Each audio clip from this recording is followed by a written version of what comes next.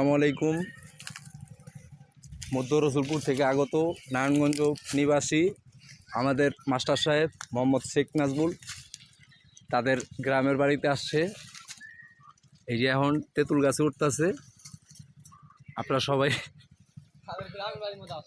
ও আচ্ছা,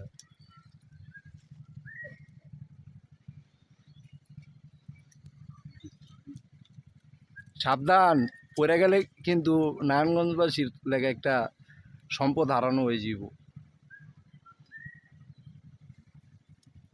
দেখছেন নি গাইস কেমনে উঠছে গাছের মধ্যে?